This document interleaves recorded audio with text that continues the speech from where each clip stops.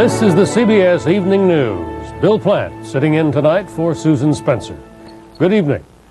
Democrats spent the weekend trying to agree on language for their party platform acceptable to both Jesse Jackson and Michael Dukakis. Despite progress, as Bruce Morton reports, disagreement on a couple of major issues may mean a fight on the convention floor. If you'll all just look this way. The drafting committee's Michigan meeting ended in smiles and a class picture. The Dukakis and Jackson camps agreed on a lot of issues. I think, again, that the differences between us are shrinking and that there are more and more things that we can agree upon. One of those things was South Africa. Jackson wants it labeled a terrorist state. The Dukakis members on the committee said, okay. Now, we have no problems with declaring South Africa a terrorist state because it is a terrorist state. We are so pleased that Governor Dukakis agrees with us. We should declare victory on the South African question. Today's major disagreement, defense. Jackson wants a 5-year freeze on defense spending. Dukakis doesn't. This country cannot afford stop and start defense budgets. That's ultimately wasteful. We owe this country a serious look at freezing and cutting that defense budget and shifting those funds to other areas that we deem priority.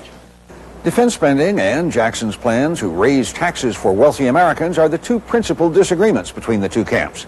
Though Jackson delegates today also urged support for a Palestinian state and a no first-use policy on nuclear weapons, both of which Dukakis opposes. Will there be floor fights? There may be some areas that cannot be resolved, and if so, they may end up on the floor, but that will always be the last resort. If he decides to take the tax issue or the defense issue to the convention, that's his judgment. We're not seeking floor fights.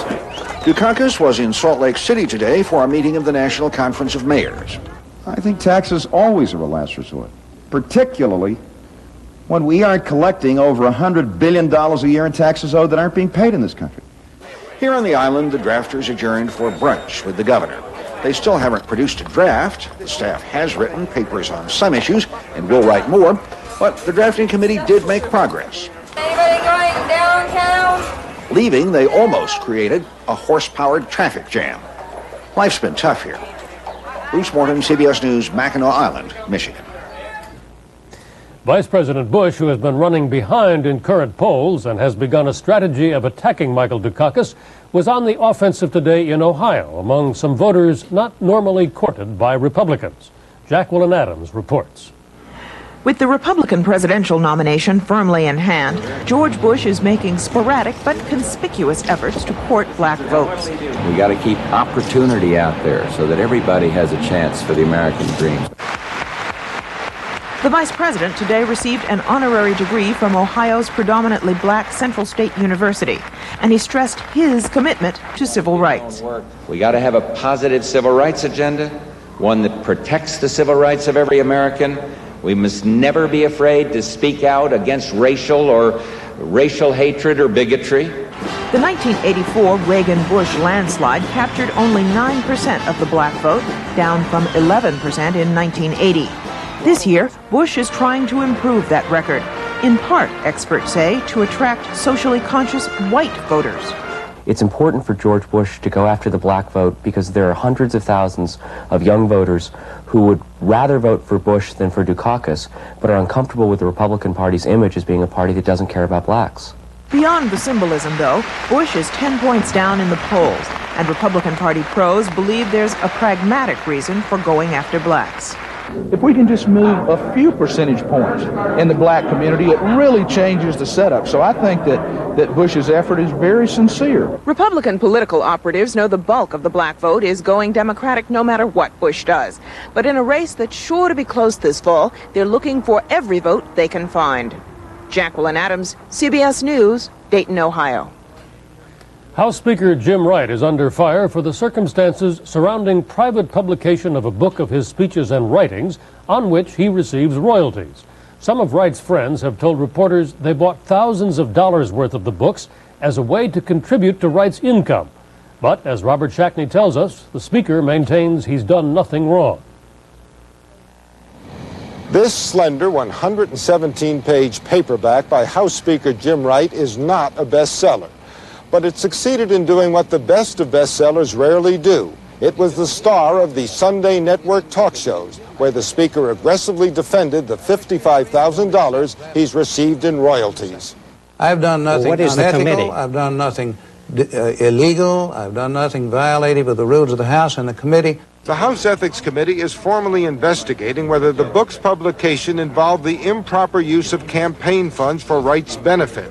Wright's publisher, Texas printer William Carlos Moore, admitted to the New York Times that half the 17,000 copies he sold were bought in bulk quantities by a handful of the speaker's political friends and contributors. Wright says it's all perfectly proper. Royalty proceeds are going to my favorite charity, Mrs. Wright and you. Yes, that's exactly right. Just like other people who write books. Republicans admit they're unhappy with the way the speaker runs the House, but they insist there's ample justification, aside from politics, for pushing the investigation. I do not like the way he runs the House. We've made that clear. I've got to tell you, Mr. Cheney. On the ethical front, Sam, I do think there's sufficient evidence there to warrant an investigation. It's a partisan ploy. It will be revealed to be a partisan ploy. I am supremely confident. I'm at peace with myself. The book and the use of a congressionally paid staff assistant to help write it are the most troublesome matters involving the Speaker in the Ethics Committee investigation. Of the 6 areas being examined, it is the one issue where it's clearly been shown the Speaker made money. Robert Shackney, CBS News, Washington. A Japanese college student carrying a small arsenal was arrested today when he tried to board a Northwest Airlines plane in Philadelphia. His luggage was filled with hand grenades, a rifle, knives, soda cans filled with explosives, and a variety of ammunition. The plane was headed for the Far East. The FBI is investigating. A huge forest fire is raging out of control along the border between Arizona and Mexico. It started Friday, and so far the flames have destroyed more than 7,000 acres of woodland, much of it in the Coronado National Forest. Hundreds of U.S. and Mexican firefighters are on the job. No injuries reported. Author Louis L'Amour has died of lung cancer in Los Angeles. L'Amour wrote more than 100 books about the Old West, including Hondo and How the West Was Won, both made into movies. Among his fans, President Reagan, who awarded him the Medal of Freedom. Louis L'Amour was 80 years old.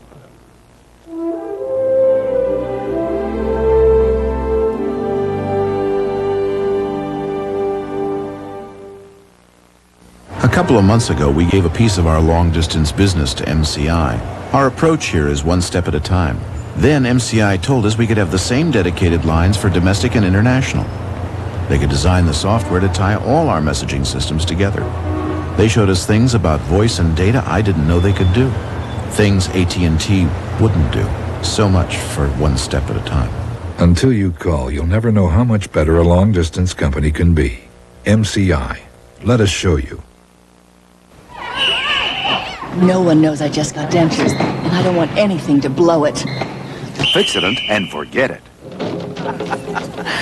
Denture is candied everything, but with Fix-it, I can get a taste of the local flavor. Fix-it and forget it. Fix-it helps fix loose spots for a strong hold that lasts longer than any leading cream. I just got dentures, but it hasn't slowed me down. Starts a bit of 45, want to hit 45, 45 fierce. Use Fix-it and forget it. When you buy Corning prescription lenses that change, it's like getting free light tints, free medium tints, dark tints, and a range of free sunglasses all in one. Corning lenses that change, the only eyeglasses you'll ever need. We love visiting America. Hot dog, fried chicken, pizza.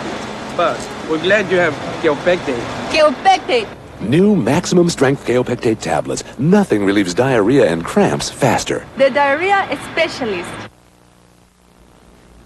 The newly re-elected socialist president of France, François Mitterrand, will not have a majority in the National Assembly.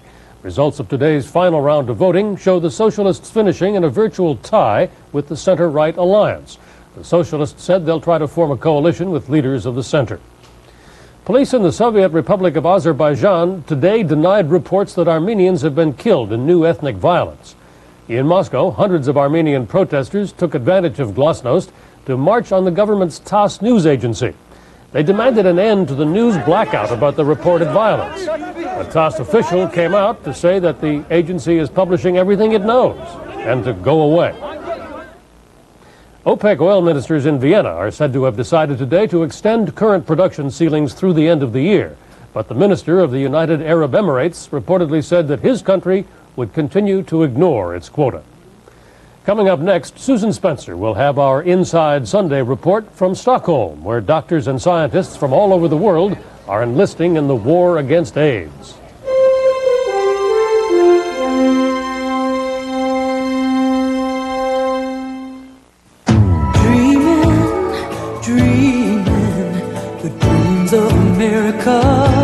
Why do so many people choose GMAC financing to get the GM car or truck of their dreams? GMAC makes it easy. You do it all right at your GM dealers. And we make it easy on your budget with rates and terms to fit your needs. Don't just dream about a new GM car or truck. See your GM dealer about GMAC financing. GMAC! Official sponsor of America's Dreams. And what makes you think we won't end up like last year? What happened last year? We ordered new computers when the loans department expanded, but it took us 6 months to develop their application software. Where I used to work, we get to keep our software when we upgraded our computers. We used AT&T. AT&T. Why didn't you think of that?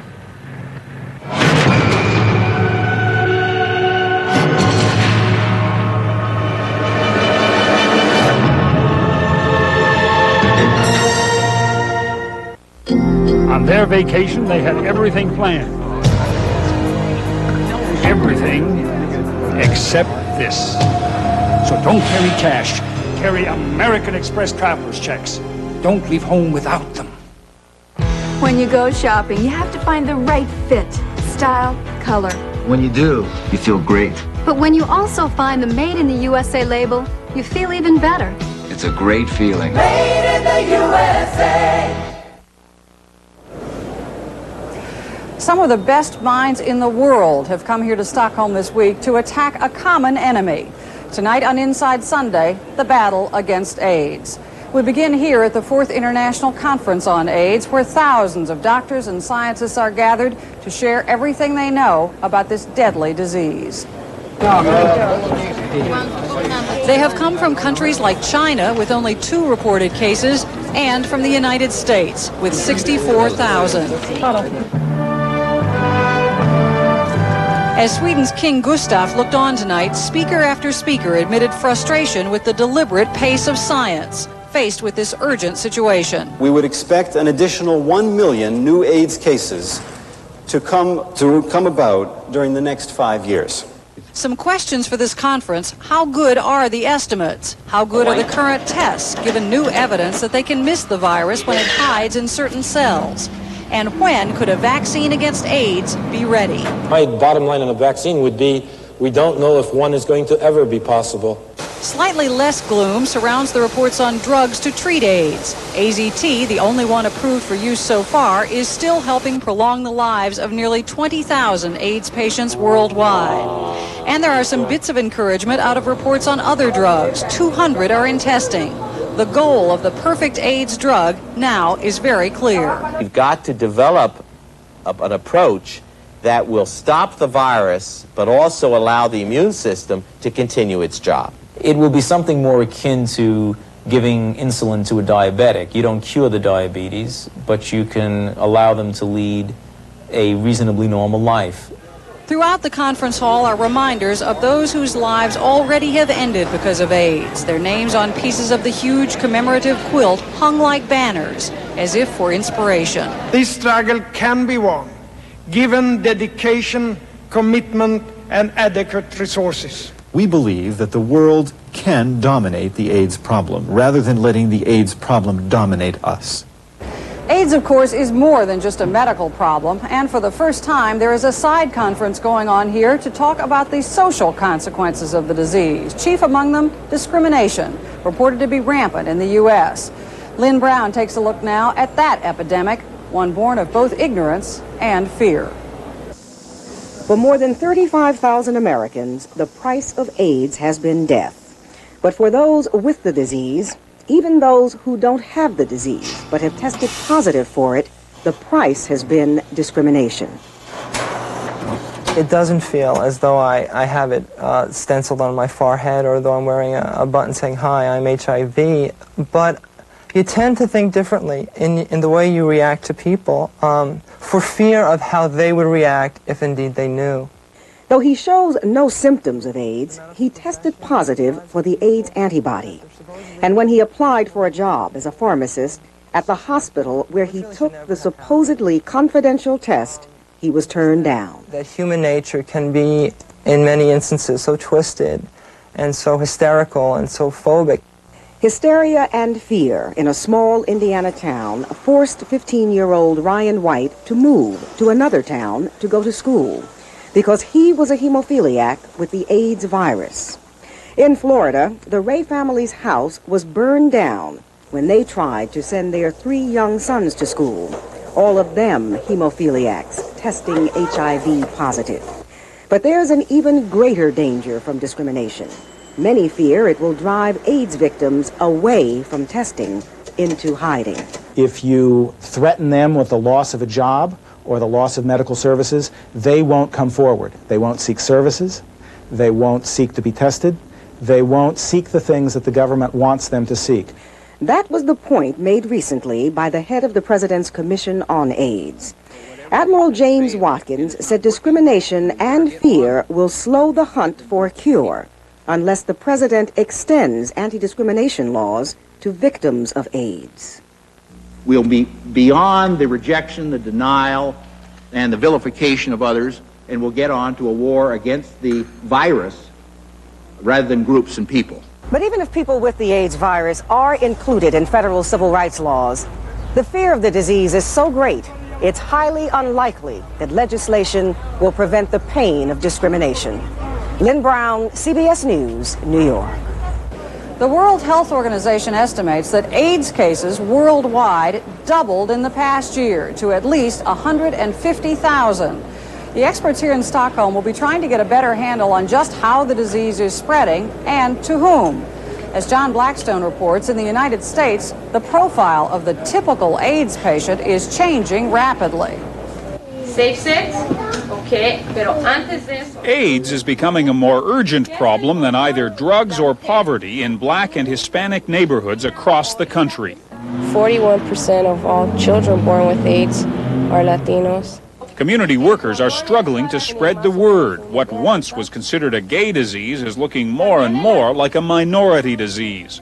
In ghetto schools, students are taught that some 70% of women and heterosexual men with AIDS are black or Hispanic. But the students say outside the schools, the warning isn't being heard. Instead of just having it in different schools, you should bring it to different communities and bring it more out on television than what you do now. And the countertop display looks like this. The federal government has just announced a $3 million ad campaign aimed at black and Hispanic drug users. And we have to really communicate with these young men and tell them that they are facing obsolescence as a group.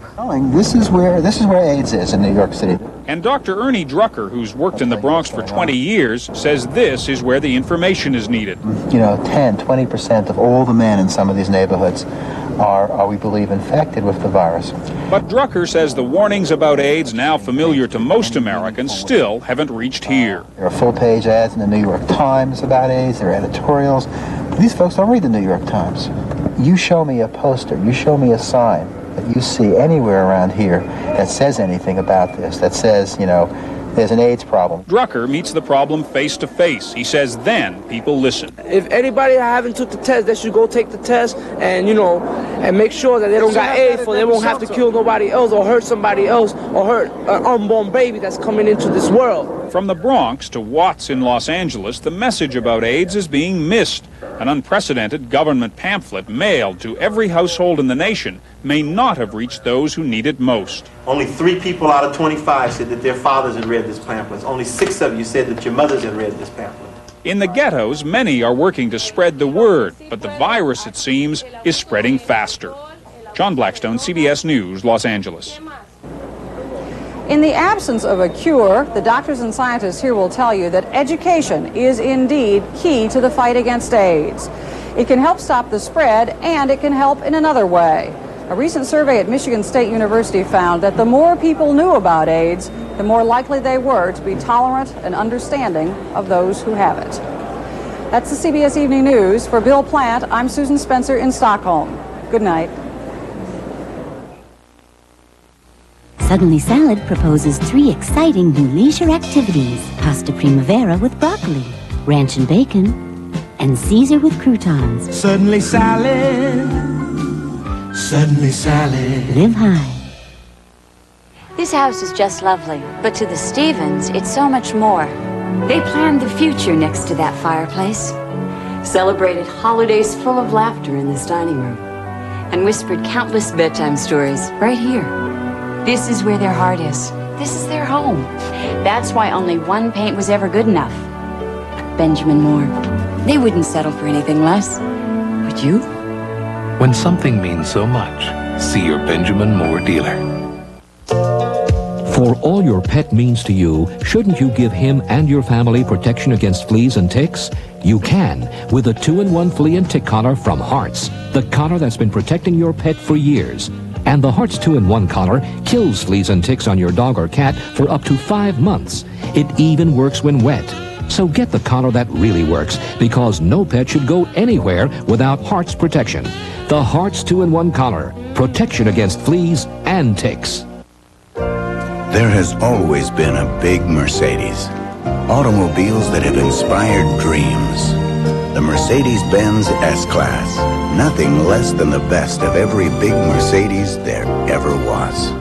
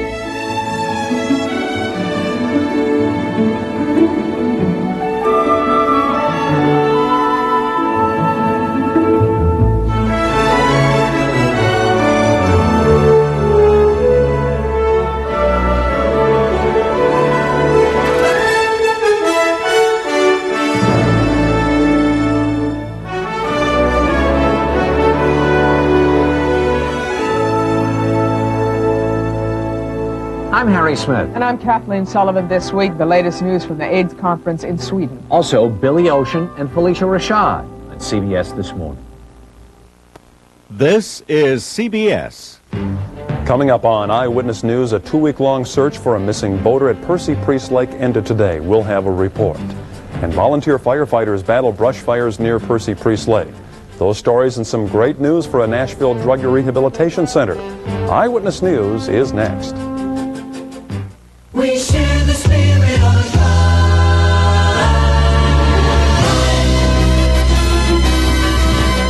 From Nashville's news station, this is Eyewitness News.